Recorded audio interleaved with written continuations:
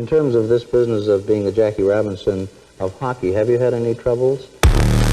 Willie O'Ree of the Boston Bruins is the first Negro to play in the National Hockey League. 60 years ago, Willie O'Ree broke the color barrier in professional hockey. He changed the game forever. Why don't we have Willie O'Ree in the Hockey Hall of Fame? I had my opportunity because of people like Willie O'Ree. He just wanted to make the NHL. You know, you'd be sitting in the penalty box and you'd hear the racial slurs. Someone called me an N-word on the ice. I don't stand for that. Willie is a hero. He's a hockey hero.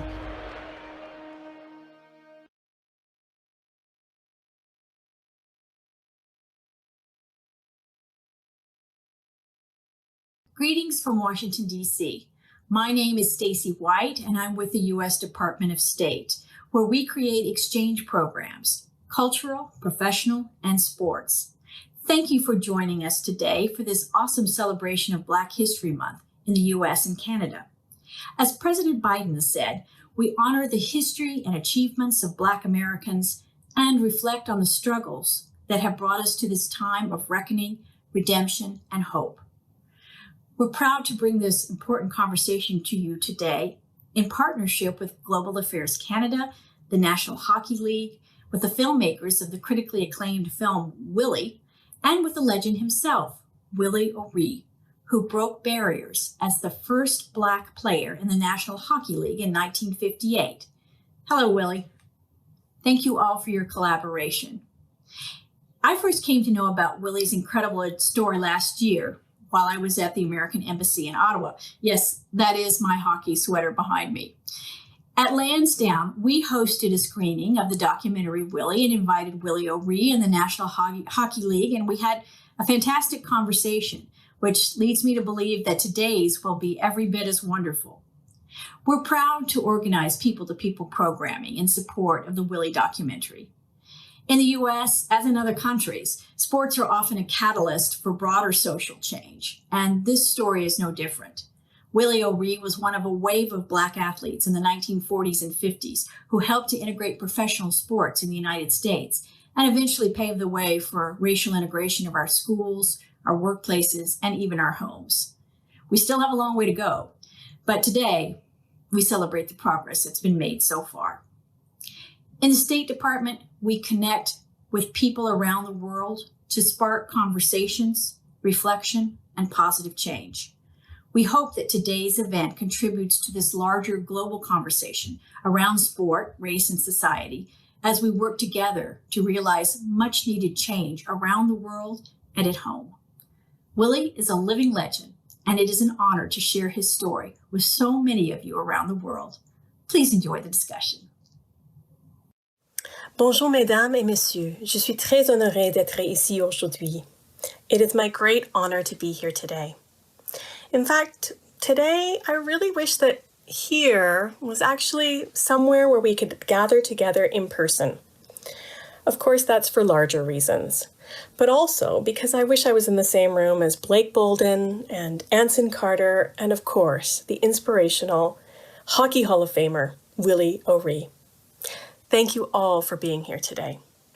I would also like to thank the creators behind the critically acclaimed documentary Willie, director Laurence Mathieu Léger and producer Bryant McBride. Thank you for bringing Willie's story to the world. This documentary is not just about being the first to walk through a door. It forces reflection on who stands guard at that door. What does it take to pass through it? What's waiting on the other side? It takes great courage to be the first, and we owe a debt to trailblazers like Willie O'Ree. This debt can only be repaid by playing our part in bringing about positive change. À l'occasion de mois de l'histoire des Noirs au Canada et aux États-Unis, le moment ne pouvait pas être mieux choisi pour créer cet espace de discussion autour des thèmes de l'antiracisme et de l'inclusion. This moment in time is calling out to us all. It's calling to us for openness and honesty, calling to us for bravery and persistence, calling on us to draw inspiration from those who went first and to take action ourselves. On behalf of Global Affairs Canada, I would like to thank our friends at the U.S. State Department and the National Hockey League for co-presenting this unique opportunity to address one of the most important social issues of our time. I would like to thank all the panelists for joining the discussion. Nous sommes ravis d'apprendre de vos expériences et d'être inspirés pour faire avancer la conversation dans nos communautés. Merci beaucoup. Thank you.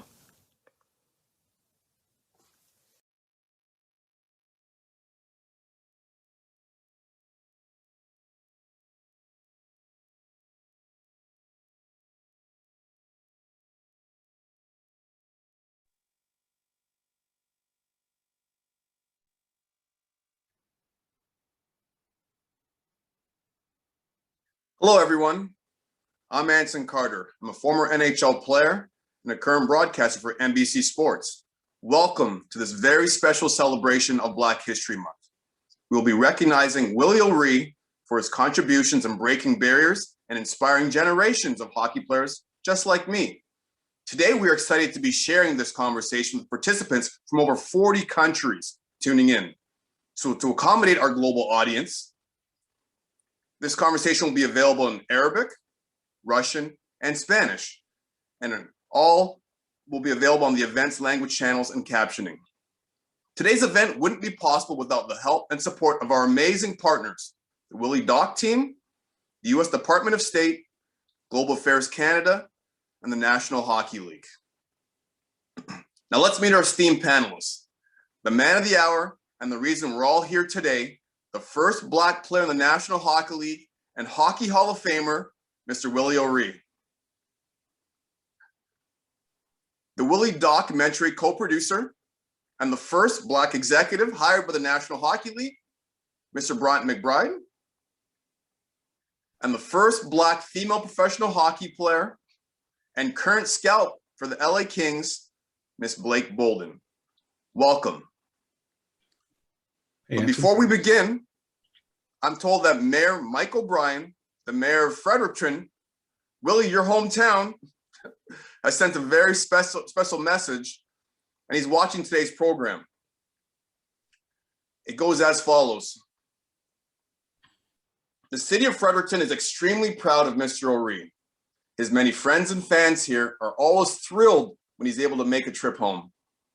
Those visits always feel like a citywide celebration. Willie, through your life's achievements and your perseverance and determination and your indomitable spirit and positivity, you continue to teach us all the art of what is possible. With your own words, the work isn't done yet. Here in Fredericton, we will continue to honor your legacy and ensure that the work continues. All the best to you and your family. We love you. Thank you, Mayor O'Brien, for your kind words. And before we get started, I'd like to remind the audience, please submit your questions to the question box, and I'll reserve a little bit of time, 15 minutes at the very end of this discussion, to answer those questions. So let's get started. And the man of the hour, Mr. Willie O'Ree, I need to ask you, your story's been shared globally through this Willie doc. How does that make you feel? Can you hear me, Anson? Yes, I can. Yeah, well, it makes me feel good. I just think about, when I first started, and then, 23 years after I come into the NHL and some of the accomplishments. It's a nice feeling to know that I've helped a lot of boys and girls set goals for themselves and work towards their goals and become better citizens. Why do you think your story resonates with people, Willie? Well, I think because of the mind setting that I had for myself, the goals that I had set for myself, and the determination, and I just figure that you can help people if you put your mind to it and work hard. There's no substitute for hard work. I found that out. That I'm glad that I was able to reach out and touch a lot of boys and girls. Brian, this next question's for you. An impression that I got from watching this film was Willie's story had seemed to fade away after he played the National Hockey League. What led you to finding Willie and bringing him back to be part of the National Hockey League family? Well, it was I actually knew who Willie was when I was growing up. In Sault Ste. Marie, Ontario, I wanted to be the first Black player, so I was mad at you, Willie, for a couple of years. But I was 10 and I got over it. But no, I was working at the NHL, and we were pulling together programs that were helping boys and girls across the country get access to the game. And my partner in that initiative, Lou Vero at USA Hockey, brilliantly suggested that we should find Willie. And so through a little bit of work, it's portrayed in the film. I was able to locate Willie with some help from some friends, and then I went and I met with Willie, and I don't want to embarrass you, Willie, but I was just blown away by how earnest and humble and gracious he is, and that was 20 some years ago, and he picked up the reins on his on the offer that the NHL made him to go out and help kids, and he's never looked back. It's been terrific to watch Willie work and really make a difference all these years. During the process of making this film, did you learn anything unique about Willie that you might have not known before? Oh, so much. Just what it took.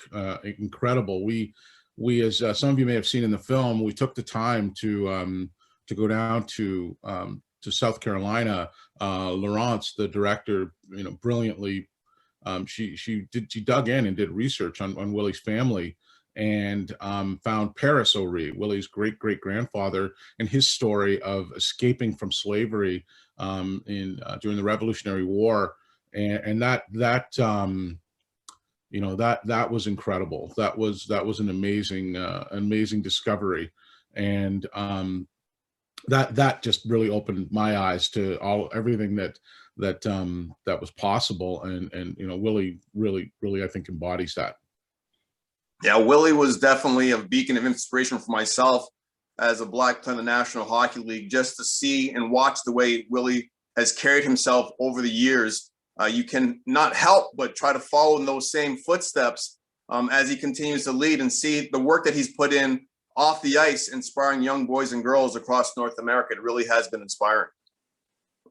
Blake, sorry, go ahead. Go ahead, Bryant. No, I was just going to say, watching young people respond to Willie has been one of the joys of this project. Willie says it all the time, all I needed was an opportunity. And one of the threads that runs through the film and runs through everything that we're doing here is opportunity, right? Getting a chance to try things and do things that they wouldn't otherwise, get a chance to do. So, that was our intent. One of the things that we did to make the film, and it's carried on. Opportunity is the key. And Blake, you're the first trailblazer for the National Women's Hockey League, the first Black professional female hockey player. How did Willie's story inspire you to become the first female hockey player to play professional hockey, the Black female hockey player, excuse me? Yes, absolutely. I knew about Willie when I was in college. My parents did their research because they knew that I needed someone to look up to. They knew I needed a role model. So when I found out who Willie was and is as a person, I was so excited.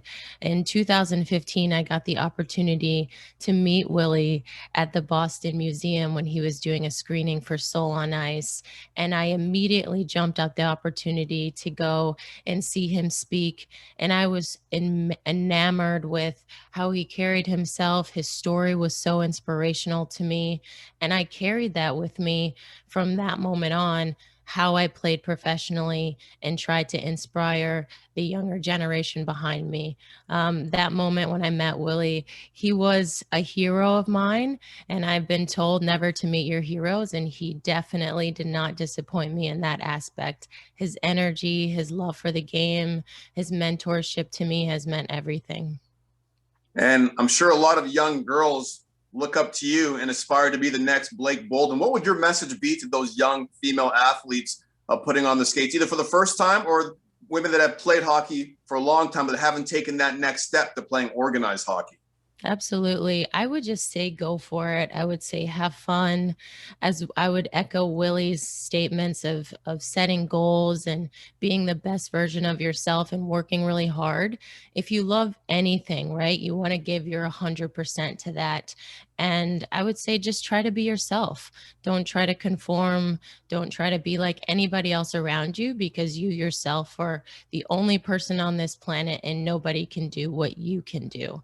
So have fun with that and enjoy.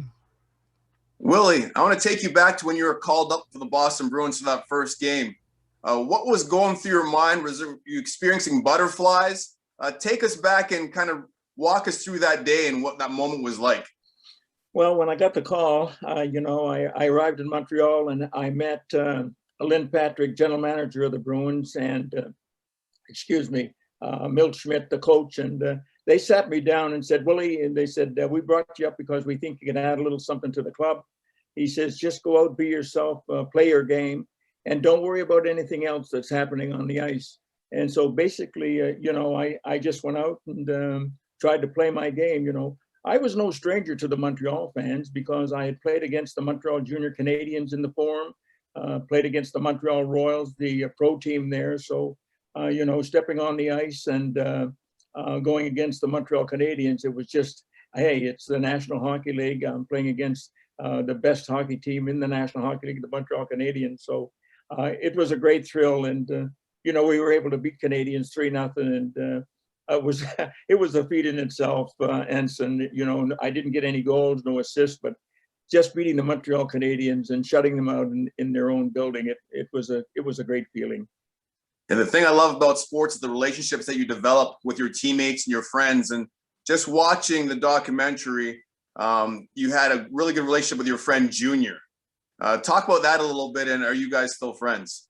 Yeah, Junior lives in Malton, New Jersey. We talk on the phone 3 or 4 times a month. But we grew up together and became great friends, hockey and baseball. And he's just a true friend, and I love him. It's, you get to good feelings about people, and he's always been there. When I've had some problems, and you can say, hey, a friend is a friend, and I know every time I get together with him, we share stories about growing up and fishing and hunting, and so he's a great fan. Bryant, what message do you want the people out there that see this documentary to take home from watching the film and walk away with? Yeah, there's a few messages. One that's most important is that we wanted to chronicle and show what Willie went through and how hard it was, and that trail is not simple, right? But also to show young people who are still experiencing the same thing. We're experiencing the same thing in this chat. I mean, people are following some of the comments. I mean, the work's not done. There are closed-minded, small people everywhere, and our work is to open their minds. Willie has done that in an incredible way, and but that work continues. We wanted to make a social justice film disguised as a hockey movie, and we were able to do that. And the intent was to weave different, weave threads through the film that showcased young women, that showcased players from all around the country and everything that they have to go through, to this day. These problems are not going to go away unless they're addressed. And at least here in Canada and the U.S., Canada, for instance, has faced some of these problems with Truth and Reconciliation, Rwanda, Germany, South Africa. I think the U.S., it's time for the U.S. to do the same thing, to talk about its past, to figure out how to heal, to figure out how to move forward. The division that is part of everyday life is not something that is healthy or good for society at large. And we just wanted to make sure that we added our little part to that message, and we're going to continue to. We won't stop until these problems are faced head on. I feel like sports is that one vehicle that can help build bridges. It doesn't matter what you look like, as long as you're wearing the same team colors, people seem to come together, pre-COVID days, of course, and give each other a high five or a hug and celebrate wins and losses as a community. What were some of the challenges that you faced when you're making this documentary? Because I know filmmaking is never easy. There's always ups and downs. Talk about some of the challenges that you faced putting this film together. Sure. I mean, I should say first and foremost, I mean, this film was made by a small, diverse team of women, Laurence and Rosella Terci and Ebion Bihi. I mean, they were the creative heartbeat of this film, and the amount of work that went into it, the amount of time, just pulling together all the disparate threads. We had shoots in multiple cities.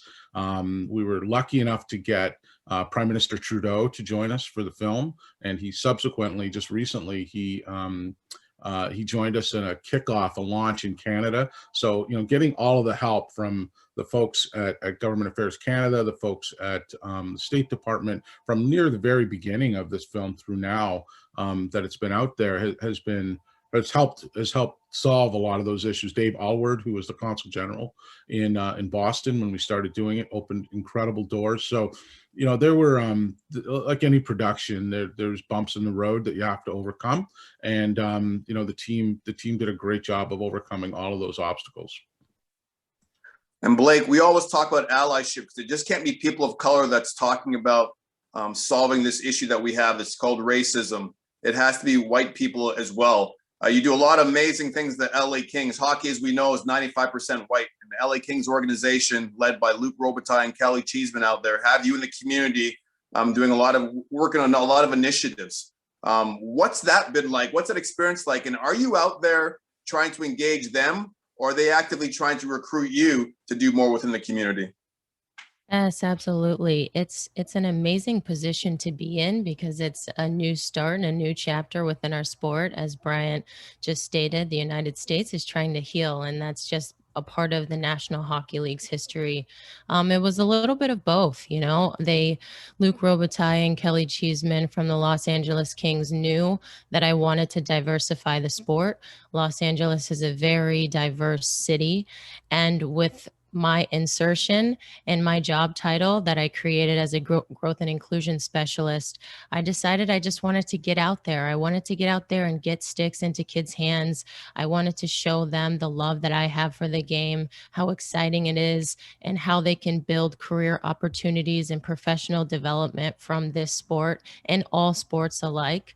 And it's been very empowering for me to stand in that space and to share what I've learned with other programs and clubs. And I just hope that we can continue on with this momentum that we've got going. If you were to encounter a racist situation, give us your advice on what you would tell young boys or young girls, or even the adults that are tuning into this the show right now. What would you say to them as it came to you for counsel on how to deal with that negative situation?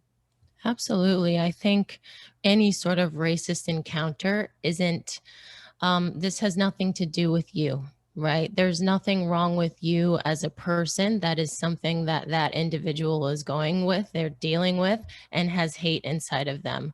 So I would choose to ignore that and focus on the positives and focus on the things that you can control. You can control your values. You can control your character. You can always control how you respond to that negative that negative happenstance. So I would just say, pick your head up, be strong, hold on to the people that are near and dear to your heart and that support you. And I think you'll be okay. And my parents always told myself, my brother, my sister, when people have to resort to using those racist names, it's because they're ignorant and they don't know any better. And a lot of times they feel bad about themselves, and that's the last resort that they have to use to try to make you feel bad about yourself. But at the end of the day, it's that old saying, sticks and stones will break my bones, but words will never hurt me. And I've carried that along with me my whole life, being a former Black player, and like yourself, a former Black player in a sport that's dominated by people that don't look like us. I want to continue along how to deal with negativity. And I want to ask you, Willie, how do you continue to stay positive day after day? Because you came through at a different time than Blake and myself and even Bryant, but you always have a smile on your face. I haven't seen you one day without that trademark smile on your face. Break me in, let me know, what's a secret? Give me some secret sauce, Willie, as to why and how you stay so positive day after day. Well, I think it's a superior attitude and superior state of mind. there's two words that I've always kept in the back of my mind, and I just feel good about myself. I like myself, and this is what I try and tell these boys and girls. Feel good about like yourself, and I like to be around positive people, most of my friends are positive people, and it helps me in my daily life and my daily job. But when I get up in the morning and look in the mirror, I don't see a black man or a brown man, just a man. And I'm trying to get this across to a lot of my friends, and I think this is the way it should be. Look beyond the person's color and just judge them as an individual. And the one good thing I learned from Dr. Martin Luther King Jr., he says, don't judge a person by the color of their skin, but the content of their character. And there's a lot to that. And I'm 85 years old, and I feel that I've done a nice job working with these boys and girls, and setting my mind to be the best person I can be. A nice job. You're very humble, Willie. I'll toot your horn for you. You've done a tremendous job. You've impacted over 122,000 kids over the course of your career off the ice. So yeah, that's more than a nice job. I know we started this off and I had a little message from Mayor O'Brien from Fredericton, which is amazing to have the mayor of your hometown reach out to you. Talk about your relationship with your hometown and what it means to be from Fredericton.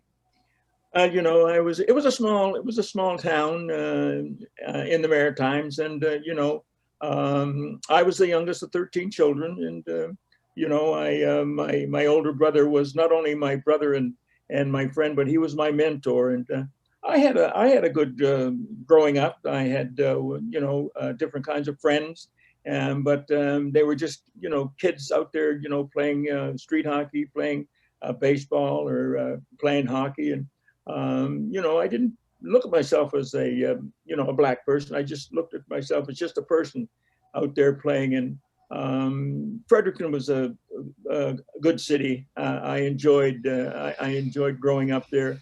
I had two wonderful parents that were very positive people and supported me all the way. And so I can only say that being around positive people and being around people that love you, it's a nice feeling.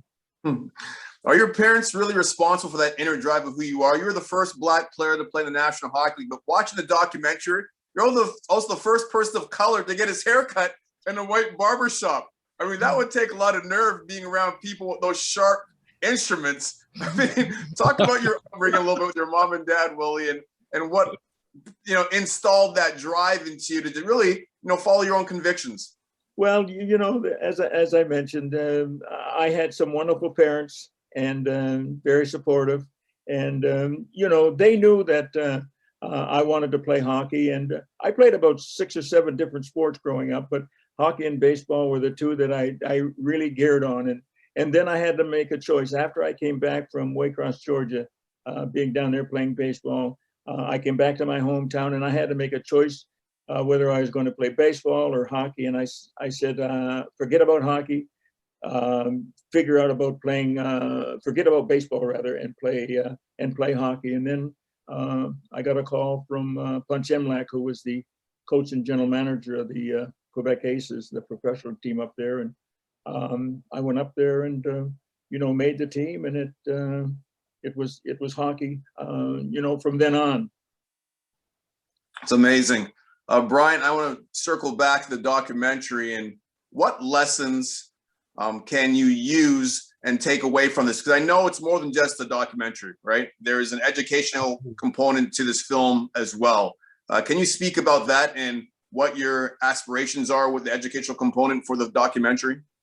Absolutely. I want to pick up on one thing Willie said. Everything that Willie has done is actionable. He in his Hall of Fame speech, he said, the work is not done. And we wanted to use the film as a jumping off point for action, to give people a chance to do the work, right? And, personally, I did a deep dive into, I was lucky enough to go to good schools and everything, but I really hadn't done a deep dive on the experience, what permeates every crack and crevice of our existence. I read 5 books. I read The Warmth of Other Suns by Isabel Wilkerson. I read The New Jim Crow by Michelle Alexander, The Color of Law by Richard Rothstein, Just Mercy by Brian Stevenson, and Cast by Isabel Wilkerson. You know, those books provided a 360 perspective, and I urge everyone listening to read those books, to dive in, to really understand the history of how we got here. They will illuminate. They will provide information that even, you know, the most learned people may not have. So do the work is the you know, the takeaway. To that, we've built a when we entered our first film festival at the Hot Docs Film Festival in Toronto, Ontario, amazing festival. We were lucky enough to be chosen as a film that could have a generational impact on kids, and just as Willie has himself. And they wrote the beginnings of a teacher's guide. So from there, we grew that idea. And again, with Prime Minister Trudeau a couple of weeks ago, and it's actually by happenstance today is Prime Minister Trudeau and President Biden's first meeting, virtually, of course. So it's just good coincidence. But we pointed educators to the site lessonsfromwillie.com. And there you'll find a teacher's guide on how to spur social justice conversations with kids. You will find a lesson plan version of the film, Mindful Minutes. So we did that in partnership with the NHL, with a group that was terrific to work with, Classroom Champions. And now hundreds of educators already in the short time frame that it's been up. Hundreds of educators, parents, and coaches have taken advantage of that. So they are doing the work. And that's really the hope from the film, is that people will be inspired to do the work every day in their own lives. People are asking what they can do. Start with those books, go to the website, spread the word. We'll make a difference. Willie was born in Canada. He played in the US, but this story is more than just a North American story. This is a global story. Why is it important for people around the world, people tuning in from over 40 different countries? Why is it important for them to watch Willie's documentary and take away those little nuggets after watching the film?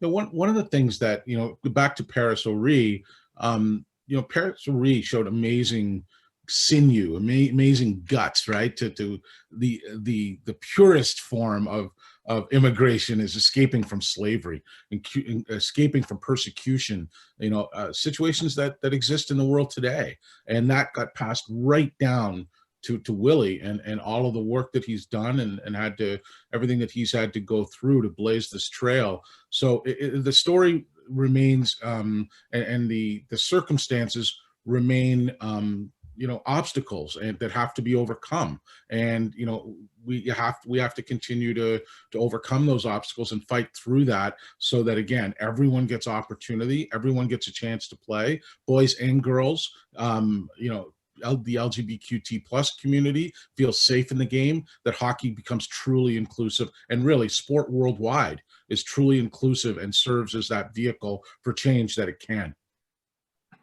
Blake, you're in a unique position as the first Black female hockey player, but you're also a professional scout for the LA Kings, the National Hockey League. So you could see things a little bit differently than most people might not see. How do you think we could change the game of hockey and make it more inclusive and increase diverse participation within the sport?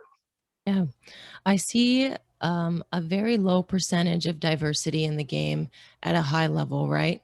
And I think that when we do see Black faces in our game, we need to amplify their voices. We need to share their stories, as this Willie documentary has done so well, to inspire our younger generation to feel comfortable in the sport that we're trying to make progressive. This has been something that we're going to have to work on for years and years to come. The gateway into hockey, there are different obstacles, whether that be financial or just figuring out even how to enter into the sport.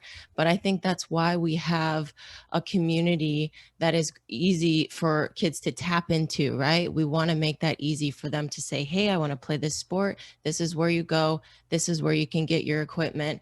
And if you want to progress and get better, we'll teach you how to do so. So there's definitely different layers, but this is what we're here for, to bridge those gaps. And Willie, I want to ask you, this year it was announced that the Boston Bruins were going to retire jersey February 18th. The National Hockey League, the Boston Bruins, did the right thing. They decided to push it back a full season so that we could celebrate you properly with fans, hopefully in the building. What's that moment going to be like? Because that's the ultimate honor for a professional athlete, besides being inducted to the Hall of Fame, which, by the way, check, you've already done that. So what's that going to be like, watching your jersey get raised to the rafters there in Boston? Yeah, well, it was supposed to be raised on February the 18th, but they pushed it back because with the coronavirus, and they wanted to make sure that their fans were going to be in the building and celebrate it the right way. And I'm thrilled and honored. I mean, who wouldn't be? To have their number raised up in the rafters in the Boston Garden. When I was playing, a lot of guys tried to put me up in the rafters, but going up there and seeing my sweater up there, it's just great. I just wish my mom and dad were alive so they could see it, because they would have been so proud. And a lot of my friends that I talk to here in my hometown, and they just think it's great. They just think it's a wonderful thing. And to be raised, to have your number raised up there was some of the greatest hockey players in the world that played, with the Bruins. You always speak so highly of your mom and dad. Your face always lights up. If your mom and dad were here today, what would they say to you, or what would you say to them? Well, I would just tell them that, through all the work that I had done and all the support that they had given me over the years, that it finally came to that I did something that I really wanted to do, is play the game, be the best individual I could be the best hockey player I could be. And I know that they would have a smile on their face. I can guarantee you that they would. I totally agree with you 100%. Bryant, I know you and I talk all the time about performative activists. Why is it important for us to ignore performative activists, but also shine the light on the people that are really doing the work, like you talked about earlier? Well, it's, I mean, the black square on Instagram is a good on-ramp, right? It's something that at least people are doing something. They're jumping in and doing something. That said, there's so much more. I mean, we're doing our best to make a difference every day, to provide content and to use the film as content, to teach, to heal, to bring people together, to ensure that interactions are relational, not transactional, to humanize people, right? Willie's gift, I think, is, I'll tell it two ways. One of the hardest things to do in the world is to walk with Willie into a hockey rink, because there's about 8,000 people who know him and want to say hello.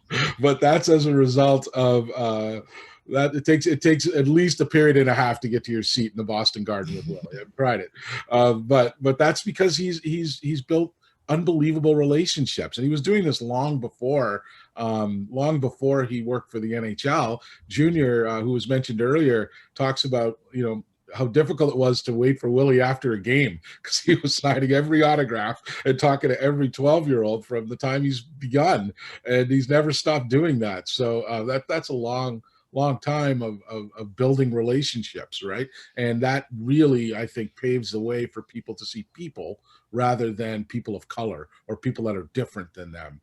Blake also mentioned, that at the top of the game, there's few faces, there's more, and it's growing. But I think the flip side of that coin, and the more important side of that coin, is that 4-, 5-, and 6-year-old who in that family who's making a choice whether what sport they should play. And I make the argument all the time that hockey is the most important sport for kids of color to play, because it's a great equalizer, right? Nobody's born with skates on. And as a dad, all I want for my kids is resilience. That's if I can only give them one thing. And hockey, when you get out there, the first thing you do is you fall down, and you got to learn to get back up. And that, ability to get back up, that muscle, is critically important, especially for kids of color, because you're going to need it. You're going to get knocked down and you're going to have to get back up time and time again. And that ascendancy of, starting the game in October or, September in the fall, and then through April, that growth, that mastery of a sport, that mastery lends itself to lots of other parts of life. So hockey's critically important for kids. Make sure they get an opportunity. Well, you said falling down and getting back up, and resilience is so important, which leads me to asking you about Willie being the first. Everyone could say, well, it's so easy to be the first. No, it isn't easy to be the first. You've got to overcome a lot of obstacles and persevere and be resilient to be the first. Speak about Willie's character. This is something that people don't really talk about that often, that know him as intimately as you, myself, and Blake knows Willie. Talk about his character and why the way he was built made him be perfectly positioned to be the first Black player to play in the National Hockey League. Don't want to embarrass you, Willie, but I'm going to tell a story. Just pretend that Willie's not on this call. Yeah, pretend Willie's not here, right? No, I love to tell Willie stories. That there's just so many examples. But where Willie's sitting in his office right now, and it's a little bit in the film. You look on his wall, and Willie's one of very few people to ever win the Order of Canada, the highest civilian honor given by the Canadian government. I mean, there's this big plaque. It's really amazing. It's really cool. And right next to it are two smaller plaques where Willie, when he was an employee at the Hotel Del Coronado in San Diego, worked in the security group there, where he was Employee of the Year. And that to me was it's just, all work is important, right? The humbleness and the approach to do your best at everything you can do. I just think it was Willie's just determination to succeed and to represent his family and his team in an exemplary way at every turn. And that continues today. He's great at his job. I love it. That's great. And I could definitely echo those sentiments for sure. Blake, you've had many conversations with Willie over the years.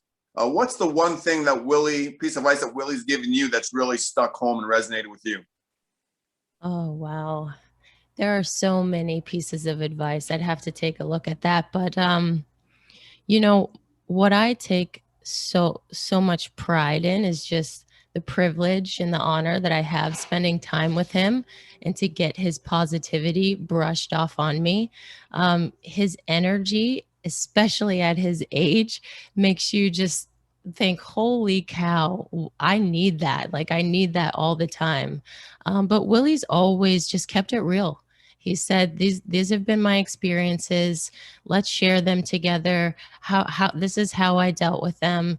And let's just talk about it. And it's been such an uplifting experience for me to have someone like Willie to bounce my experiences off of and ideas off of. He's always telling me to give it 100%, and he'll tell anybody to do that, right? It's so simple, the things that he tells you to do, but because it's him and his experiences and everything that he's been through, you're like, yeah, you're right. I'm going to go do that.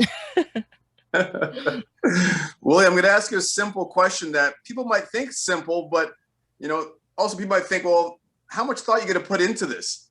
I just need to ask you, why hockey? I mean, we don't normally ask white hockey players this question, but non-traditional athletes like yourself, myself, Blake, that played in the league, and Bryant, who played minor league hockey or minor hockey in Sault Ste. Marie growing up in Canada, isn't quite the same as professional hockey, but Bryant likes to think it is.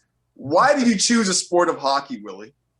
Well, I believe I chose it because of, I started skating at an early age. I was 3 years old, and I remember my dad building a rink in my backyard. We had a pretty good sized backyard, and we scraped it off and flooded it, and there was an instant rink. And, and then I started playing organized hockey at the age of 5. And at that age, when you can stick handle with a puck and skate and fall down and get back up and make moves. And it just, it was a sport that I felt that I was obsessed about playing. And then, when I was 14, I decided I wanted to become a professional hockey player, and some of the things I had to do. And I give credit to my older brother, Richard, who was not only my brother and my friend, but he was my mentor. And he taught me a lot of things that I would need to know if I was going to choose hockey as a career. And, you know, I left my hometown when I was 17, went up to Quebec to play my first year junior with the Quebec Frontenacs. Coach Phil Watson was the coach. And, you know, in my back of my mind, when I went to training camp, I knew that they were going to keep 20 to 22 players. And I says, I'm going to be one of the 22, regardless of what I have to do. I'm going to be one of the 22 players that they're going to keep. And made the team, played there that year, and told myself that now you've played 1 year junior. And the next year I went to Kitchener, Ontario, and played with the Kitchener-Waterloo Junior Canucks, the farm team of the Montreal Canadiens. And, you know, back then, you know, none of the players wore any helmets, no face shields, no cages on your face. And, you know, pucks and sticks were exposed to, you know, on the ice. And that's when I had my unfortunate accident, you know, being struck in the face with the puck, and lost sight in my right eye, and was in the hospital, and came back out of the hospital. And Dr. Henderson was a fine surgeon, but he told me that the puck completely shattered the retina in my right eye, and I was going to be blind, and I'll never play hockey again. Well, you know, being 18 years of age, the goals and dreams that I had set for myself seemingly were gone. You know, I got out of the hospital and started back skating. The only difference I felt about myself is I just couldn't see it on my right eye. And I says, I'm going to choose that doctor wrong. I says, I can still see.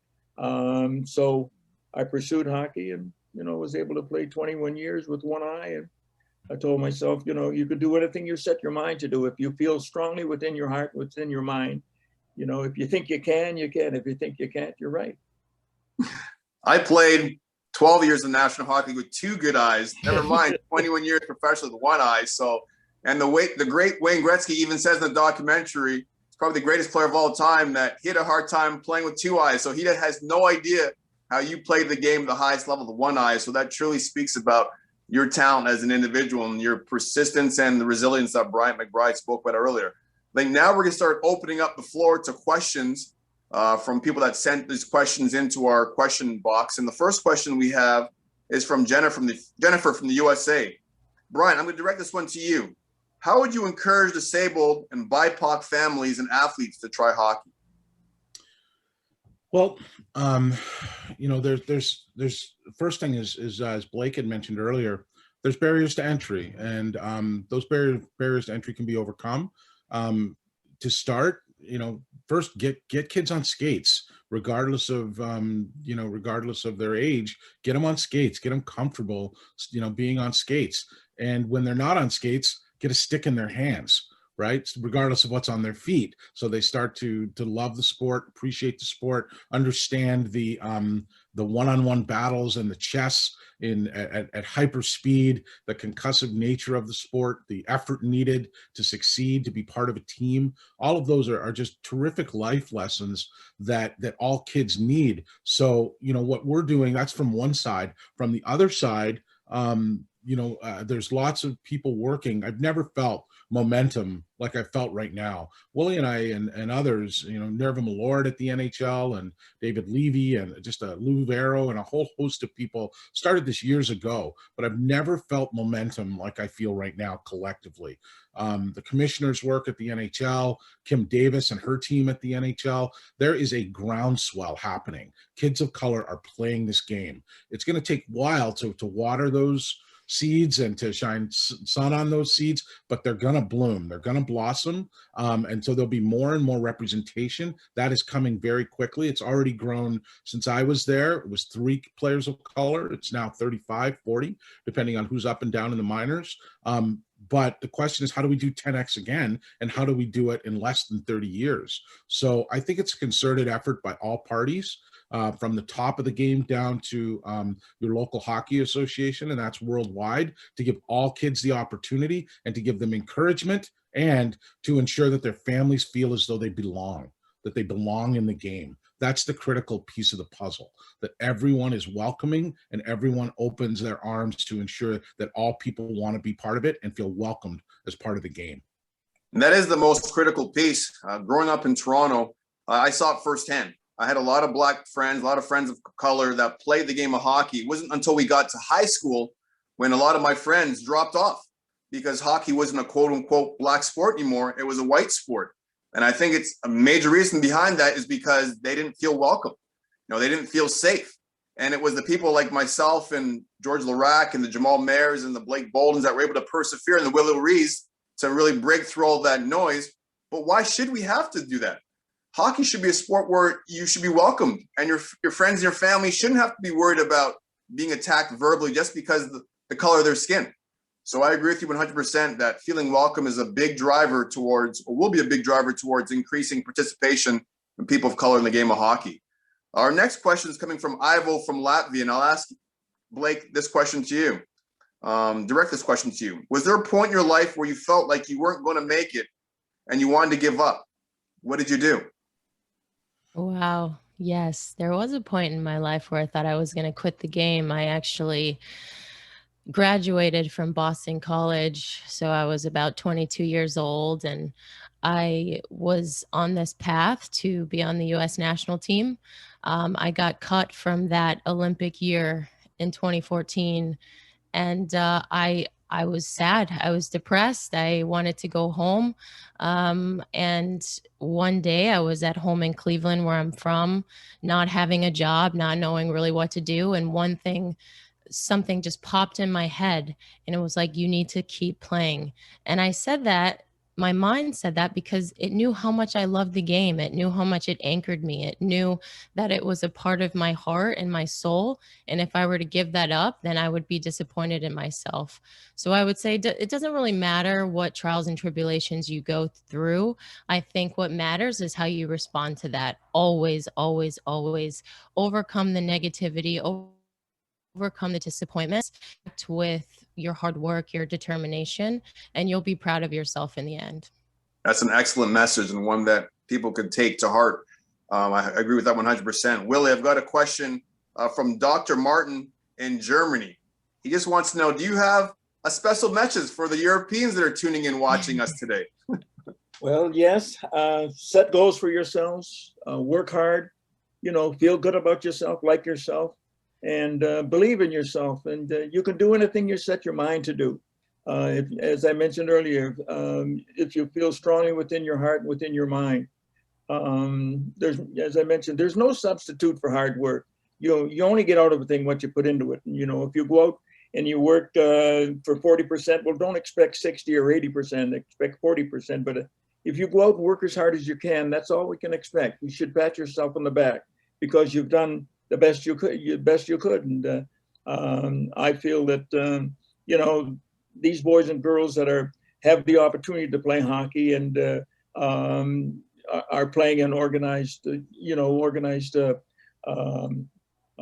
programs are loving the sport. It's it's a fun sport. It's as Brian said, you fall down, you get up, you fall down, you get up, and that's the game. But and I know that because I went through that for a lot of years. That's excellent. Here's Mindaugas from Lithuania, and Brian, I'll direct this one to you. Can you reflect on racial issues that you've encountered during your daily life, or issues that have stayed somewhat subsurface in contrast to what those are widely covered by media, like shootings or institutionalized like segregation in the past that white people don't face? Again, I would really strongly encourage everyone to look through those books that I mentioned. Do a deep dive into those books, because they will point out hundreds of examples, amazing examples of, basically, I'm going to just be direct about it, insidious intent to keep people down, right? To subjugate people of color. We saw it today in the chat. It doesn't end. This is an ongoing fight forever that we're going to have to, hopefully not forever, but for a long time, that we're going to have to rise above continually. There is a social mechanism, if you will, that persists today. And that social mechanism is stay in your place. Well, we won't. Right? We're going to overcome, to counter that insidious intent that has been for 400 years, at least in North America, from the time that the black people were brought here as slaves, has been equal intent to persevere and to overcome and to manage to rise no matter what. That's at the heart of Willie's story. He's just emblematic of that. That's at the heart of Blake's story. She's emblematic of that. And there's hundreds of others. That said, it persists, right? There are people in my business dealings on a daily basis that reflect stay in your place. And we won't. It's just another hurdle to overcome that will be overcome. Yeah, and I want people to understand it isn't just a US issue either. This happens in Canada. I've been pulled over more times driving while black, I say, with my vehicles in Canada than I have in the US. So this is an issue that doesn't just pertain to one part of the world. This is a global issue too. And then it's nice to see a lot of people picking up this fight, not just people of color, but also we have allies of different races jumping in and understanding that it's not political to treat people with humanity. Blake, I've got a question for you from Alex from the US. She says, Vice President Kamala Harris said, "You are the first, but not the last." Do you feel a sense of obligation to help / mentor other black, brown females or females in general, on the pathway to become a scout to the National Hockey League? That's an interesting question. Obligation seems a little forced, but I remember when I was playing my first year professionally in Boston, and I had amazing peers surrounding me at all times, Olympians, 4-time Olympians. And I remember this young black girl coming up to me with a sign that she made just specifically for me. And that's a moment where I realized that I was a role model and that I wasn't necessarily playing just for myself. I was a young girl playing boys AAA hockey. I got my head knocked. I was beat down, but I had these allies to pick me up and show me that there is a place to go. And I just wanted to be that role model for the girls after that moment and just continue to share my story, continue to take those autographs as Willie would do after all the games. And it's been enlightening. And like I said before, if I had decided to quit hockey, I wouldn't have been the first black professional women's ice hockey player, and I wouldn't be the first black scout in the National Hockey League to then blaze those trails for other people behind me. Excellent. And Willie, I'm going to jump in the Q&A box and throw a question to myself. Last question to you is, family so important to you. Talk about the impact your beautiful wife, Daljeet, and what she's meant, her support for throughout your whole career and your life after hockey. My beautiful wife, Daljeet, she's my friend, and she's my better half. She has gone through some good times and some bad times, but you know, she's always there by my side, and I couldn't have asked for a better wife, a better person. And you know, I love her dearly. It's she knew that you know, I went through some rough times playing, and but she knew the type of individual that I am. And again, you need that support, and she's always been there. You know, always been there for me, and you know, I love her dearly. Well, this has been amazing. Tremendous conversation. Anytime I get to sit down with a Hockey Hall of Famer, Willie O'Ree, who I'm very proud to call one of my good friends. He's a mentor, someone I look up to. Wisdom beyond his years, 85 years young. Willie, it's always nice seeing you. Bryant McBride, yourself exactly. Like I said about Willie, like I say exactly the same thing about you.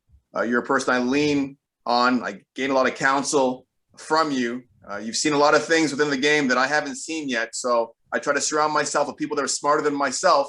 And I include you in that circle. And Blake, you continue to inspire me also, seeing the amazing things you're doing in the game of hockey, not female hockey or male hockey, hockey period.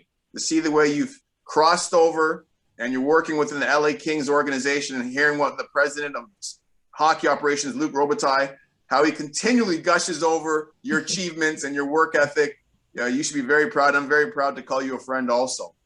Before we wrap up, I want to thank everyone for joining us today. It's been a tremendous conversation, a much needed conversation.